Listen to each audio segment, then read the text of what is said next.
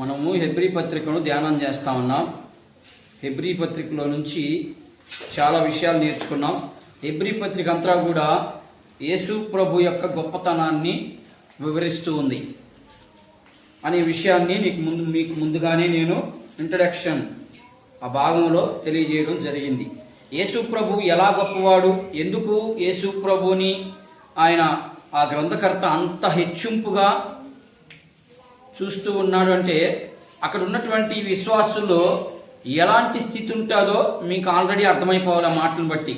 ఎందుకు ఆయన గొప్పతనాన్ని వివరిస్తూ ఉన్నాడంటే, అక్కడ ఉన్నటువంటి హెబ్రీ క్రైస్తవులు లేదా హెబ్రీ విశ్వాసులు వాళ్ళు ఎలా ఉన్నారంటే, వాళ్ళకు వచ్చినటువంటి బాధల వల్ల, వాళ్ళకు వచ్చినటువంటి కష్టాల వల్ల, వాళ్ళకు వచ్చినటువంటి అనేక ఇబ్బందుల ద్వారా వాళ్ళు ఏం చేశారు అంటే, అనేక ప్రాంతాలకి, యూదా ప్రాంతం నుంచి అనేక ప్రాంతాలకి వెళ్ళిపోయినప్పుడు వాళ్ళకి రకరకాలైనటువంటి బోధలు ఎదురుపడ్డాయి. ఒకటి పర్షియన్లు తెలుసు కదా నాయన, పర్షియన్లు మీరు ఆల్రెడీ ఎజ్రా గ్రంథాన్ని విన్నారు కాబట్టి ఈ పర్షియన్లు కూడా ఎవరో మీకు తెలిసే ఉంటుంది. పర్షియన్లు బోధ, వాళ్ళ యొక్క బోధ ఎలా ఉంటుందంటే, దేవదూతల్ని ఆరాధించాలి, వాళ్ళని మనుషుల యొక్క గొప్పతనాన్ని లేదా మనుషుల యొక్క ఆధ్యాత్మిక స్థితిని ఎరిగి వాళ్ళు ఎలా ఉంటారు అంటే దేవదూతల్ని ఆరాధించాలి. రెండవది మనుషుల్ని ఆరాధించే పద్ధతి వారిది. అయితే వాళ్ళు అలాంటి స్థితిలో ఈ గ్రంథకర్త వాళ్ళకి ఏం చెప్పాలనుకున్నారంటే, మీరు దేవదూతలను ఆరాధిస్తూ ఉన్నారు, మనుషుల్ని ఆరాధిస్తూ ఉన్నారు, వాటి వల్ల మీకు ఎలాంటి ప్రయోజనం అయితే ఉండదు, దానివల్ల మీకు ఎలాంటి ప్రయోజనాలు ఉండవు. ఏది ఏమైనా యేసుక్రీస్తు ప్రభు మాత్రమే గొప్ప వ్యక్తి అనే ఉద్దేశాన్ని వాళ్ళకి తెలియజేయడానికి ఆ గ్రంథకర్త వాళ్ళతో మాట్లాడుతూ ఉన్నాడు. ఇది అక్కడ ఉన్నటువంటి ఆ హెబ్రీ పత్రిక అంతా కూడా ఉన్నటువంటి వివరణ అంతా కూడా ఇదే, ఇలాగనే వెళ్తూ ఉంటుంది. ఈ మనం మా హెబ్రీ పత్రికలో ఉన్నటువంటి ప్రతి అధ్యాయంలో ఆయన గొప్పతనాన్ని, ఎలా గొప్పవాడు అనే విషయాన్ని, ధర్మశాస్త్రం కంటే గొప్పవాడా, లేదు మేము ఆచరిస్తున్నటువంటి పద్ధతుల కంటే గొప్పవాడా అనే ఉద్దేశాన్ని ఆయన ఎలా వారికి తెలియపరుస్తా ఉన్నాడో అదే ఈ అధ్యాయంలో ఉన్నటువంటి వివరణ. దాంట్లో నుంచి మనం ఆధ్యాత్మికంగా మనం ఏమి నేర్చుకోవాలి, సంఘముగా కూడినటువంటి మనం ఏమి నేర్చుకోవాలనే విషయాన్ని మీకు కన్ఫ్యూజన్ లేకుండానే నేను వివరిస్తున్నానని అనుకుంటున్నాను. ఒకవేళ మీకు ఏదైనా అర్థం కాకపోతే మరలా యూట్యూబ్లో ఉంటుంది కాబట్టి మరలా వినండి. అట్లా 2-3 సార్లు విన్నట్లయితే ఖచ్చితంగా ప్రతి ఒక్కరికి అర్థమయ్యేదానికి సులభంగా ఉంటుంది. ముందుగా హెబ్రీయులకు రాసినటువంటి పత్రిక 1వ అధ్యాయం 5 నుండి 14 వచనాలు, ఒక వచనం మీరు, ఒక వచనం నేను చదువుతాం. నేను 5వ వచనాన్ని చదువుతా ఉన్నాను.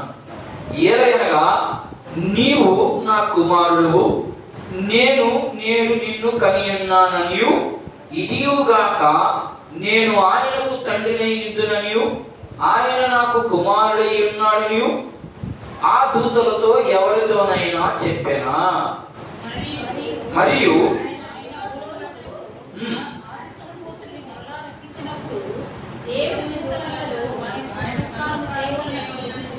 చెప్పుచున్నాడు, తన దూతలను వాయువులుగాను తన సేవకులను అగ్ని జ్వాలలుగాను చేసుకుని వాడు అతని తన దూతలను గూర్చి చెప్పుచున్నాడు. కానీ తన కుమారుని గూర్చి అయితే, దేవా నీ సింహాసనము నిరంతరము నిలుచుచున్నది, నీ రాజ్యదండము న్యాయార్థమైనది,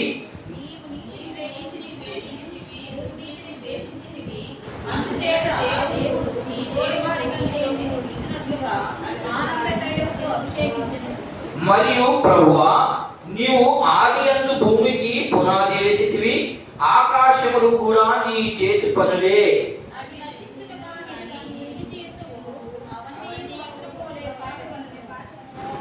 ఉత్తీర్ణముల వలె వాటిని మడిచివేస్తూ అవి వస్త్రముల వలె మార్చబడును గాని నీవు ఏకరీతిగా ఉన్నావు, నీ సంవత్సరములు తరగవు అని చెప్పుచున్నాడు. అయితే నేను నీ శత్రువులను నీ పాద పీఠములుగా చేసే వరకు నా కుడి పార్శ్వమున కూర్చుందుము.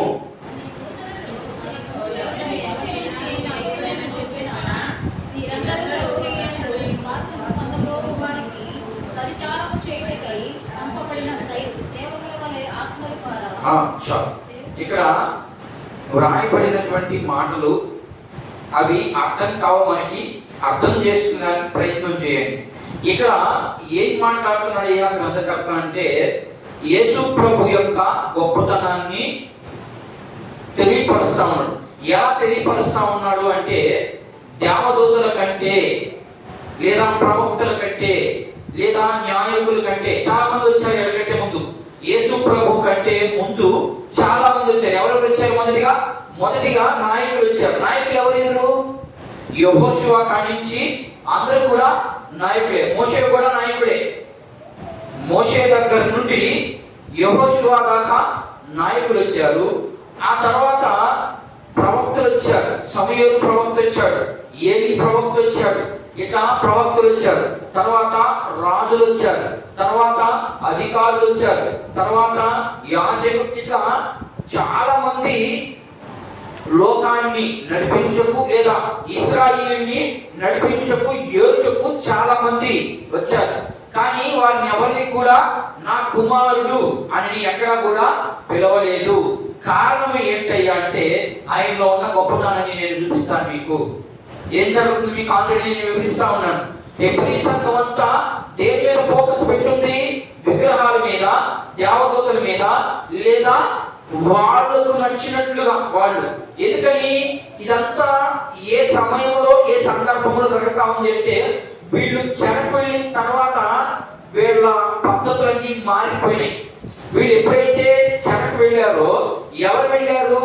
2వ శతాబ్దపు క్రైస్తవులు కూడా చెరకు వెళ్ళిపోయారు. ఓకేనా? వాళ్ళ పితరుల యొక్క ఉద్దేశాలు చెరలో ఉన్నప్పుడు 606లో చెరకు వెళ్ళారా? వెళ్ళారు. అక్కడ నుండి వాళ్ళకు వచ్చినటువంటి ఆచారాలని వీళ్ళు పొడిగించుకుంటూ వస్తూ ఉన్నారు. దాన్ని తెలుసుకున్నటువంటి గ్రంథకర్త వాళ్ళకి ఇదంతా తప్పు, ఇదంతా దీనివల్ల పాపం వస్తుంది, మీకు విగ్రహాలకి అర్పిస్తే పాపం వస్తుందమ్మా, ఖచ్చితంగా పాపం వస్తుంది. విగ్రహాలని మనం పూజించకూడదు. చాలా మంది ఇట్లా వెళ్తూ ఉన్నప్పుడు అక్కడెక్కడన్నా శిలువ బొమ్మ, మనం ఎందుకంటే మనం లోకంలోకి వెళ్ళం కాబట్టి శిలువ బొమ్మ కనపడింది అనుకో, అక్కడికి వెళ్ళి ఇట్లా తలకాయ ఎంచుకొని అనుకొని వెళ్తా ఉన్నారు. అంటే దాని అర్థం ఏంటి? నువ్వు దాన్ని పూజిస్తున్నావు అని అర్థం. శిలువ అంటే శ్రమను పూజిస్తా ఉన్నావు. శిలువ అంటే అర్థం ఏంటి? శ్రమ. అక్కడికి వెళ్ళి శిలువలో ఏమున్నది? లైట్ తప్పితే ఇంకేమైనా ఉంటుందా? శిలువలో బాగా మనం, ఎందుకంటే వాళ్ళు ఇది దేవుని మందిరము అని గుర్తుకు మాత్రమే అది, అంతేగాని లేకపోతే శిలువుకి నువ్వు మొక్కినా నువ్వు విగ్రహాన్ని అర్పించినట్టే. నువ్వు ఎలా చేయాలని ఇప్పుడు మనం పాడుకున్నాం. ఏమి పాడుకున్నావు? నిన్ను పూర్ణ మనసుతో పూర్ణ ఆత్మతోనే ఆయన్ను ఆరాధించాలి. అంటే ఆరాధించాలంటే ఆయన్ని పొగడాలి. ఏం పొగడాలి? ఆయన మనకి ఏ మేలులు అయితే చేశాడో వాటిని పొగడాలి. అవి ఎలా పొగడొచ్చు? పాటల రూపంగా పొగడొచ్చు, రెండవది ప్రార్థన రూపంగా పొగడొచ్చు, మూడవది వాక్య రూపంగా పొగడొచ్చు. అలా కాకుండా ఈరోజు క్రైస్తవులు అనబడినటువంటి మనం, లేదా విశ్వాసులు అనబడినటువంటి మనం, ఎక్కడ బొమ్మ కనిపించినా, ఎక్కడ ఏం కనిపించినా కూడా మనం వెళ్ళి దానికి ఏం చేస్తున్నాం? ఇలా పెట్టుకుంటున్నారు. ఇలా అనుకునేది, ఇలా పెట్టుకునేది, లేదా తలకాయ ఇచ్చుకొని వెళ్ళేది, ఇదంతా పాపం. అది ఇక్కడ హెచ్చరిక. కొన్ని హెచ్చరికలు ఇస్తా ఉన్నాడు వాడికి. మీరు అలా చేస్తా ఉన్నారు. దేవదూతలు ఎందుకు అంత వివరంగా వాటి గురించి వివరిస్తున్నాడో కొన్ని వచనాలు చూపిస్తాను. ఏం చెప్తా ఉన్నాడంటే, ఇక్కడ దేవదూతలు గొప్పవి కావు. యేసు ప్రభువే గొప్పవాడు. ఎట్లా గొప్పవాడు అనే ప్రశ్న మీకు రావాలి ఖచ్చితంగా. ఎందుకని ఆయన శరీరధారిగా ఈ భూమి మీదకి వచ్చాడు. దేవదూతలు అయితే కనపడరు, అవునా కాదా? వాళ్ళ యొక్క ఉద్దేశం ఏంటంటే దేవదూతలు కనపడతాయా? కనపడరు. కాబట్టి దేవదూతలు ఏ క్షణంలో మనకు ప్రత్యక్షం అవ్వగలరు. మనం ప్రత్యక్షం అవగలమా? అవే మానవ రూపంగా వచ్చినటువంటి దేవుణ్ణి వాళ్ళు తృణీకరించి దేవదూతల్ని లేదా విగ్రహాన్ని పూజిస్తున్నటువంటి సమయంలో మీరు ధర్మశాస్త్రాన్ని నమ్ముతున్నారు, మంచిదే, నేను తప్పని చెప్పను. ఆచారాలు నమ్ముతున్నారు, ఓకే. ఇవన్నీ ఇప్పుడు యేసు ప్రభు రాక మునుపు, యేసు ప్రభు వచ్చిన తర్వాత వీటిని మనం చేయకూడదు. ఎవరు చేయకూడదు? క్రైస్తవులు అనబడిన వారు చేయకూడదు అనే విషయాన్ని తెలియపరుస్తూ వాళ్ళు చెప్తున్నాడు. సరే, ఓకే, మీరు అనుకున్నట్లు తండ్రి అయిన దేవుడు ఉన్నాడు కదా, నేను దాన్ని కూడా మీకు వివరిస్తాను. త్రిత్వంలో ఉన్నటువంటి మొదటి వ్యక్తి ఉన్నాడు కదా, మొదటి వ్యక్తి ఎవరినైనా ఎప్పుడైనా, అది 5వ వచనంలో కనపడే మాట, ఎవరినైనా ఎప్పుడైనా నా కుమారుడు అని ఎవరినైనా పిలిచాడా? పిలవలేదు.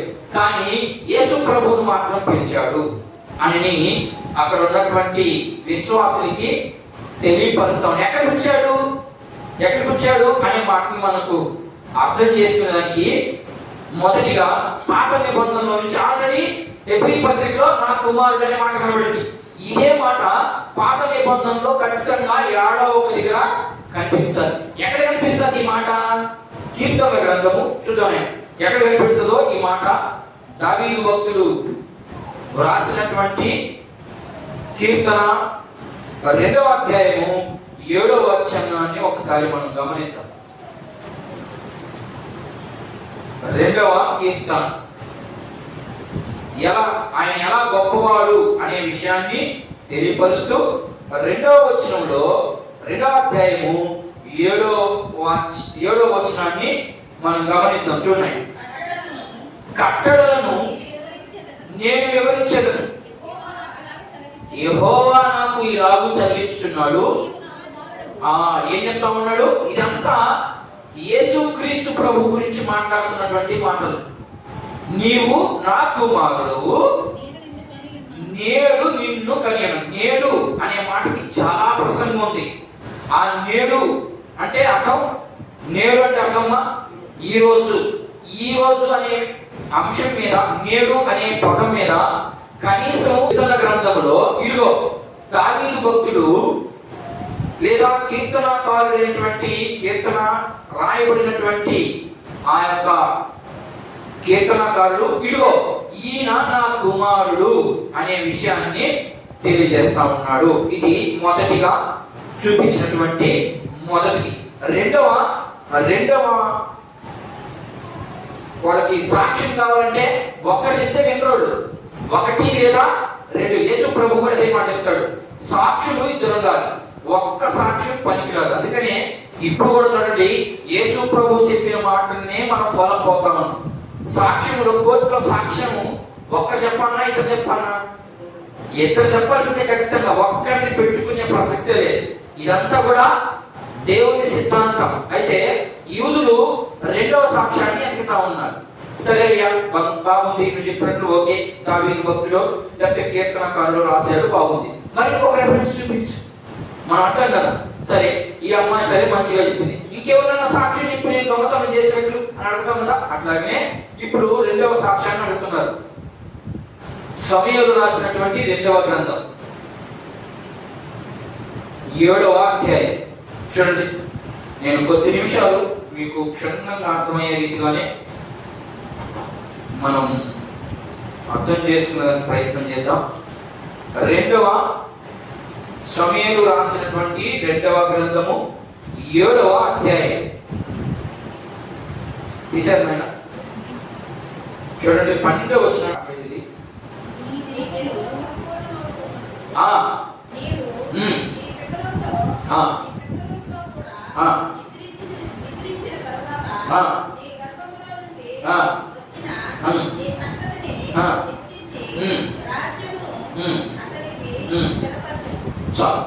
ఇక్కడ ఏం మాట్లాడుతున్నాడంటే, నేను 257వ పేజీ 257వ పేజీ చివరి భాగంలో అయిపోయింది, పక్కకు పేజీ తిప్పింది కూడా.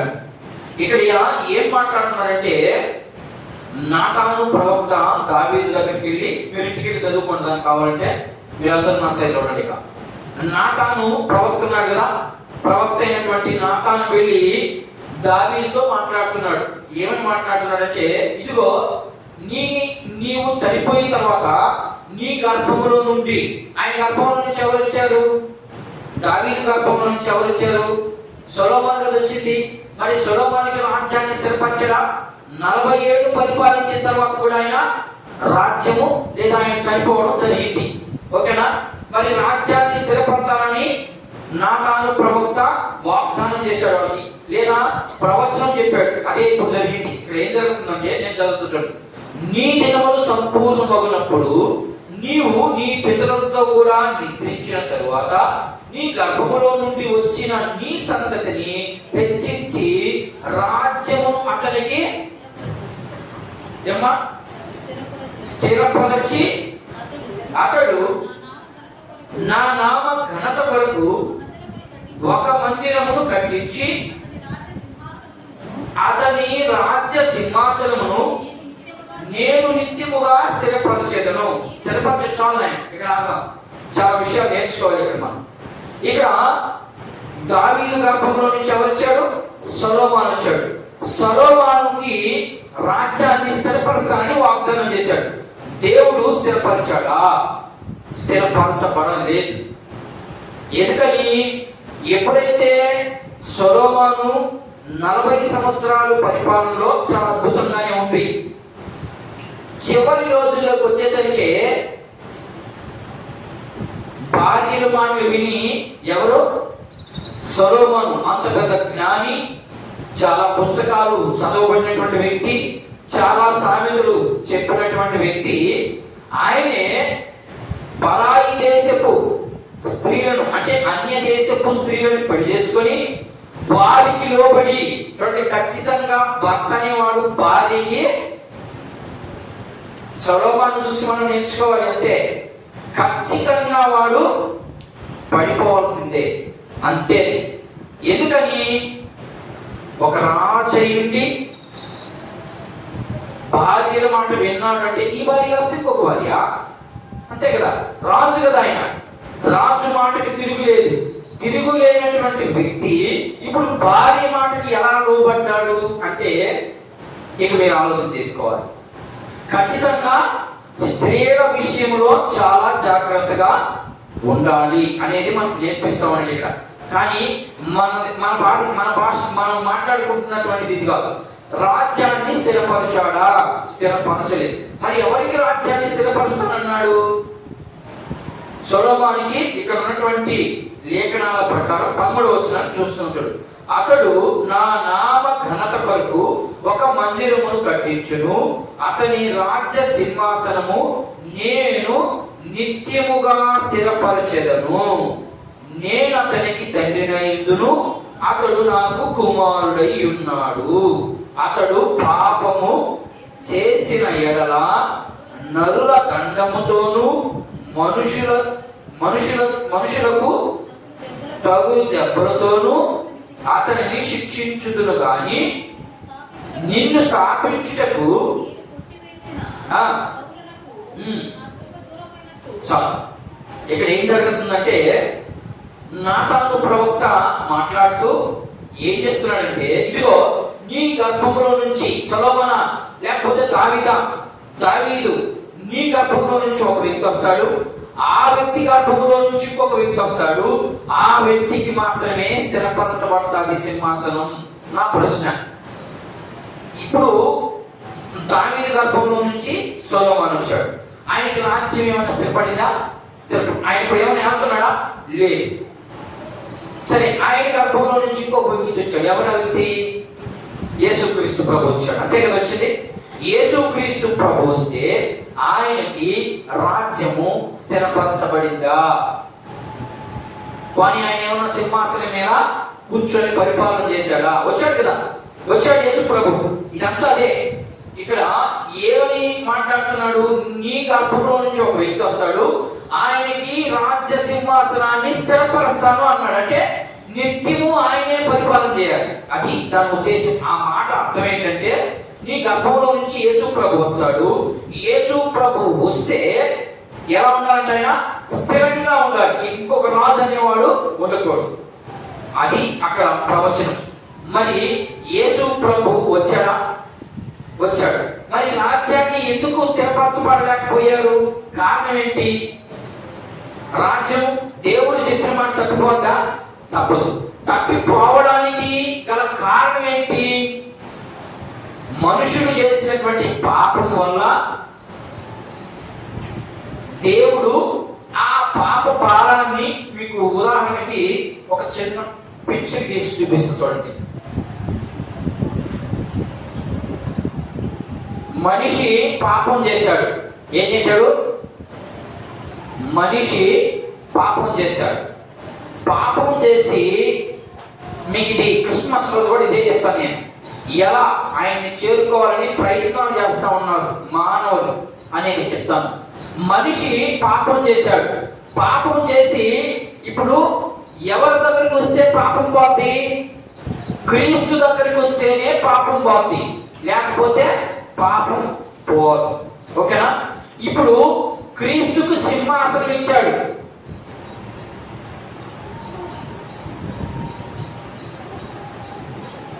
క్రీస్తుకి సింహాసనం ఇచ్చి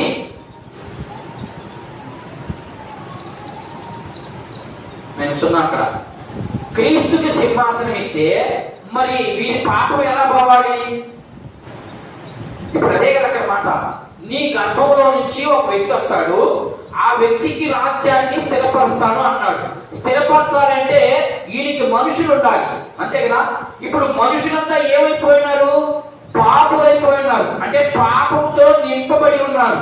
ఈ పాపంతో నింపబడిన వారిని ఈయనకి రాజ్యంగా ఉంటారా? పాపం వల్ల వచ్చే జీతం మరణం. మరి మరణించిన తర్వాత ఈయనకి ఏముంటది? రాజ్యం. కాబట్టి అందరూ మరణిస్తే ఈయనకి ఎవరుంటారు? పుట్టి గుడ్డిసున్నా ఉంటుంది. ఇక్కడ ఏముంటారు? మనుషులే ఉండరు. కాబట్టి ఇప్పుడు ఈయన ఏం చేశాడు అంటే, వీళ్ళ పాపము నిమిత్తము సిలువ వేయబడ్డాడు. అందుకని ఆయన రాజ్యం ఇంకా సంపూర్తి కాలేదు. రాజ్యం అయితే వచ్చింది, కానీ సంపూర్తి మాత్రం కాదు. రాజ్యం ఎలా వచ్చింది? వచ్చింది మా రాజ్యం. రాజ్యం వచ్చిందా? సంఘమే ఆయన రాజ్యం. ఆయనకైతే రాజ్యం వచ్చింది, కానీ సంఘంలో ఉన్నటువంటి విశ్వాసులు అందరూ పరిశుద్ధులుగా ఉన్నారా? అందరూ దేవుని మాటకి విధేయులుగా ఉన్నారా? అంటే ఇప్పుడు ఏమైంది? ఆయన ఇంకా రాజ్యము స్థిరపరచబడలేదు. వచ్చింది కానీ రాజ్యము, ఆయన సింహాసనాన్ని ఎక్కే టైం రాలేదు. మరి ఎప్పుడు ఎక్కుతాడు?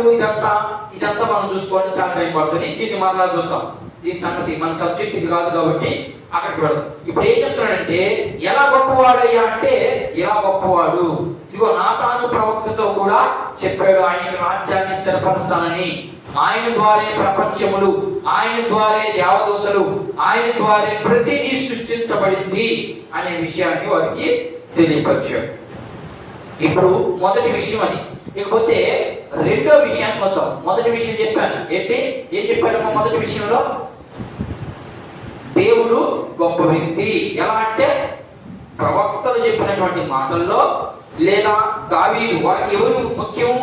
ఇశ్రాయేలుకి ఎవరు ప్రాముఖ్యం?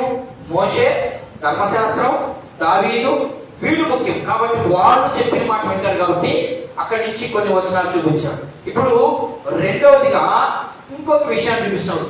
దేవదూతలు అనే మాట తీసుకొచ్చాడు. అర్థమైందా? ఎందుకు దేవదూతల్ని అంత ప్రస్తావిస్తున్నాడు అనే విషయాన్ని ఈ విషయాన్ని మాత్రమే నేర్చుకొని మనం ఆగిపోదాం. మనం ఆపేస్తాం. ఎలా యేసు ప్రభు ఎలా గొప్పవాడు దేవదూతల కంటే? వీళ్ళు ఎప్పుడైతే రకరకాలైనటువంటి బోధలు విన్నారో, వీళ్ళ ఉద్దేశం ఏంటంటే, ఎవరి ఉద్దేశం? హెబ్రీల ఉద్దేశం. ఇది గుర్తుపెట్టుకోండి, హెబ్రీల ఉద్దేశం సంఘం. అర్థమైందా? ఇప్పుడు మనం ఆత్మీయంగా మనం ఏం నేర్చుకోవాలి అనే విషయాలు కూడా నేను చూపిస్తాను ఇక్కడ. ఇది ఇప్పుడు మాట్లాడుతుంది, వీళ్ళతో మాట్లాడుతున్నాడు. మనం దీంట్లో నుంచి మనం నేర్చుకోవాలి. కాబట్టి ఇప్పుడు హెబ్రీయులకి చూపిస్తా ఉన్నాడు. ఏమని చూపిస్తున్నాడంటే దేవదూతల కంటే యేసు ప్రభు గొప్పవాడు అనే ప్రశ్నకి ఎలా గొప్పవాడు అనే విషయాన్ని చూపిస్తా ఉన్నాడు. వాడికి మనకంటే 5 రెట్లు గొప్పగా ఉంటారు. మనకంటే 5 విషయాల్లో గొప్పవారు. ఎట్లా అనే విషయాన్ని నేను చూపిస్తాను. ఎలా గొప్పవాడు ఆయన 5 విషయాలు అంటే, మొదటిగా వారికి ఏముంటుందమ్మా, దేవదూతలు గొప్పవారు అని నమ్ముతున్నారు కదా, ఎలా గొప్పవారు వాళ్ళు అనే విషయాన్ని చూపిస్తూ మనకంటే 5 విషయాల్లో గొప్పవారు వాళ్ళు. ఏంటి ఆ 5 విషయాలు అనేవి నేను క్షుణ్ణంగా మీకు చదివి వినిపిస్తాను. లేకపోతే కొన్ని విషయాలు చూద్దాం. వాళ్ళకి శక్తి ఎక్కువ మనకంటే, ఓకేనా. మన శక్తి ఎంత, ఒక పూట అన్నం తినకపోతే కళ్ళు తిరిగి పడిపోయేది మన శక్తి. కానీ వాళ్ళకి ఆహారం ఉందా, లేదు. వాళ్ళకి బలం, రెండవది శక్తి ఎక్కువ, రెండవది జ్ఞానం కూడా ఎక్కువ వాళ్ళకి, మూడవది బలం ఎక్కువ, నాలుగవది 4 చెప్పానా, 3 చెప్పాను. నాలుగవది వేగం ఎక్కువ, వేగంగా వెళ్తారు. ఇక్కడ నుంచి ఇంకొక ప్రాంతానికి వెళ్ళాలంటే చాలా స్పీడ్గా వెళ్ళిపోతారు. ఇకపోతే 5వదిగా వారికి ఏం లేదు, మరణం లేదు. 6వది వాళ్ళకి వివాహాలు అవ్వవు, ఓకేనా అనే విషయాన్ని తెలియజేస్తా ఉన్నాడు. వాటిలో కొన్ని ప్రాముఖ్యమైనటువంటి విషయాలు నేను చూపించి నేను త్వరగా ముగించడానికి సిద్ధం చేస్తాను. కీర్తనల గ్రంథం మనకంటే 6 విషయాలలో గొప్పవారు. ఎలా గొప్పవారు అనేది నేను మీకు కొన్ని విషయాలు చూపిస్తాను. చూడండి, దావీదు రాసినటువంటి కీర్తన. దేవదూతల గురించి కొంత స్టడీ చేస్తున్నాం మనం. దేవదూతల గురించి బైబిల్ ఏం చెప్తా ఉంది, ఎందుకు దేవదూతల్ని వీళ్ళు ఆరాధిస్తున్నారు, ఎందుకు అలా ఆరాధిస్తున్నటువంటి వారిని ఇంకొక వైపుకి ఆయన త్రిప్పుతా ఉన్నాడు అనే విషయాన్ని మనం చూద్దాం. కీర్తనల గ్రంథము 8వ అధ్యాయం 3 నుంచి 8 వచనాలు చూడండి. నీ చేతి పని అయిన ఈ ఆకాశములను నీవు కలుగు చేసిన చంద్ర నక్షత్రములను నేను చూడగా నీవు మనుషుణ్ణి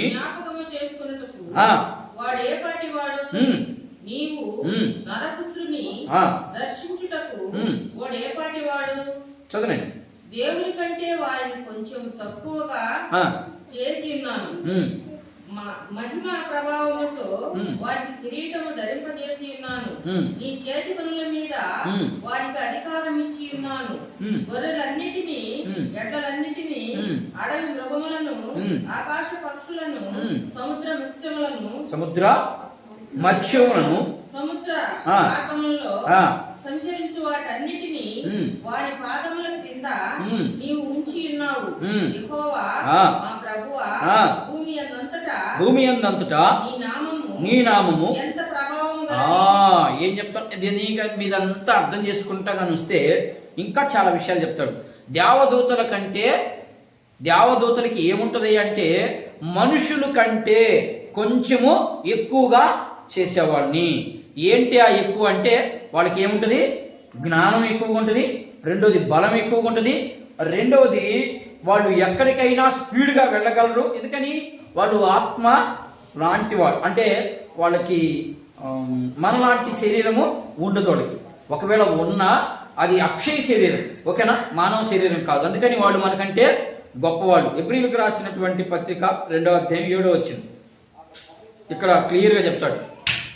నీవు దేవదూతల కంటే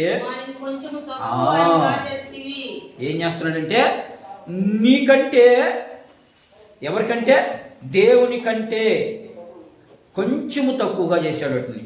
అందుకని వాటికి చావు లేదు. దేవునికి చావు ఉందా, లేదు. అంతే వాటికి కూడా కొంచెం, అంటే ఇంచుమించుగా దేవునితో సమానుగా కొంచెం తక్కువగా చేశాడు, అంతవరకే. అంతేగాని వాటిని మీరు ఎందుకు పూజించాలి, వాటిని ఏం చేయాలి, మనం గౌరవించాలి. అర్థమైందా? అంతేగాని వాటిని మీరు పూజించకూడదు అనే విషయాన్ని తెలియపరుస్తున్నాడు. ఇంకొకటి చూడండి, వాళ్ళ ద్వారా ఏమి ఇవ్వబడింది, ఎందుకని వాళ్ళు అంత ఇంట్రెస్ట్గా వాళ్ళని ఆరాధిస్తున్నారంటే, వాళ్ళ ద్వారా ఏమి ఇవ్వబడిందో గలతీయులకు రాసినటువంటి పత్రిక 3వ అధ్యాయం. నేను కొన్ని విషయాలు చెప్పి నేను త్వరగా మానేసడానికి సిద్ధపడుతున్నాను. గలతీయులకు రాసినటువంటి పత్రిక 3వ అధ్యాయము 19వ వాక్యాన్ని ఒకసారి గమనిద్దాం.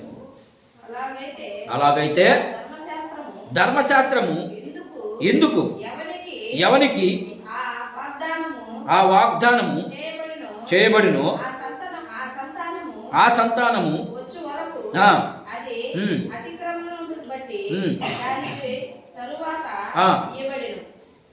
ఏం చెప్తున్నాడంటే వాగ్దానము చేయబడినటువంటి దానికంటే ఇక్కడ ఏం మాట్లాడుతున్నట్టే ధర్మశాస్త్రము దేవదూతల ద్వారా భూమి మీదకి వచ్చింది అనే విషయాన్ని కూడా తెలియపరుస్తూ ఉన్నాడు. తర్వాత యోబు గ్రంథము దేవదూతల గురించి స్టడీ చేస్తున్నాం. దేవదూతలు ఎలా అనే ఉద్దేశాన్ని మనం స్టడీ చేస్తూ ఉన్నాం. యోబు గ్రంథము 38వ అధ్యాయం. వీళ్ళు ఎప్పుడున్నారు, ఎప్పటి నుంచి ఉన్నారు, అసలు ఇలా ఉద్దేశాలు ఏంటనేవి మనం కొన్ని చూసి 38వ అధ్యాయము 6 నుంచి 7 వచనాలు. యోబు గ్రంథము 38వ అధ్యాయం 6, 7 వచనాలు చూడండి. దాని మీద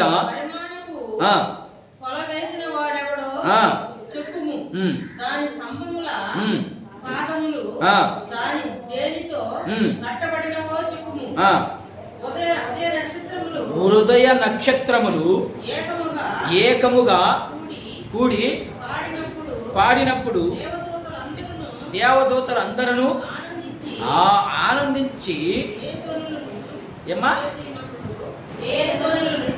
జయధ్వనులు చేయనప్పుడు దాని మూలరాతిని మూలరాసింది అంటే ఇక్కడ ఏం చెప్తున్నాడు? వీటినన్నిటినీ తయారు చేసింది కూడా, వీటన్నిటినీ సృష్టించింది కూడా యోబు భక్తులు ఇస్తా ఉన్నాడు సాక్ష్యం. వీటన్నిటినీ నక్షత్రాలని, అలాగే దేవదూతల్ని, సూర్య చంద్రుల్ని అందరినీ తయారు చేసింది ఎవరయ్యా అంటే హెబ్రీ పత్రిక 1వ అధ్యాయం 1వ వచనం నుంచి 5 వచనాలు మనం గమనిస్తే ఈ వ్యక్తే వాటన్నిటిని చేసింది. ఎవరయ్యా వ్యక్తి అంటే యేసు ప్రభువే. మళ్ళా కూడా యేసు ప్రభు యొక్క గొప్పతనాన్ని చూపిస్తూ ఉన్నాడు. తర్వాత చూద్దాం. నేను మార్కు సువార్త 8వ అధ్యాయం 38వ వాక్యాన్ని ఒకసారి గమనిద్దాం. మార్కు సువార్త 8వ అధ్యాయం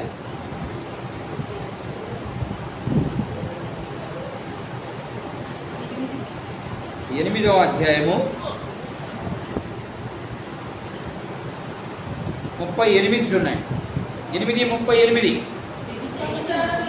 వ్యభిచారమును పాపమును చేయు ఈ తరము వారిలో నన్ను గూర్చి నా మాటలను గూర్చి సిగ్గుపడువాడెవడో వానిని గూర్చి మనుష్య కుమారుడు తన తండ్రి తన మహిమ గలవాడై పరిశుద్ధుల దూతలతో కూడా వచ్చినప్పుడు సిగ్గుపడనని చెప్పాడు. ఏం చెప్తా ఉన్నాడు ఇక్కడ? దేవదూతలు కూడా వస్తారు దేవునితో కూడా, నా తండ్రితో కూడా వచ్చినప్పుడు నేను మనుష్య కుమారుడు అంటే నేను మనిషి రూపంగా ఉన్నానని అనుకుంటున్నారేమో మీరు. అంటే పౌలు ఏం చెప్తున్నాడంటే వాళ్ళకి, మీరు యేసు ప్రభువుని మనిషిగా చూస్తున్నారేమో. కాదు, ఆయన మనిషి కాదు. ఆయన ఒక భాగం మనిషి అయితే మరొక భాగం దేవుడు. సంపూర్ణమైనటువంటి దేవుడు, సంపూర్ణమైనటువంటి మనిషి అనే విషయాన్ని వాళ్ళకి గుర్తు చేస్తూ ఉంటాడు. మత్తయి సువార్త 22వ అధ్యాయం 30వ వాక్యాన్ని చూద్దాం. మత్తయి సువార్త 22వ అధ్యాయం. పునరుద్ధానమందు ఎవరును పెండ్లు చేసుకొనరు, ఈయబడరు, వారు పరలోకమందున్న దూతల వలె అంది. అర్థమైందా? వాళ్ళకి పెళ్ళిళ్ళు అవ్వు అని చెప్పాను కదా, వాళ్ళకి పెళ్ళిళ్ళు అవ్వు, వాళ్ళకి పిల్లలు పుట్టరు అని చెప్పాను కదా. దానికి కొన్ని వచనాలు చూపిస్తా ఉండు. వాళ్ళకి పెళ్ళిళ్ళు అవ్వు నేను చెప్పిన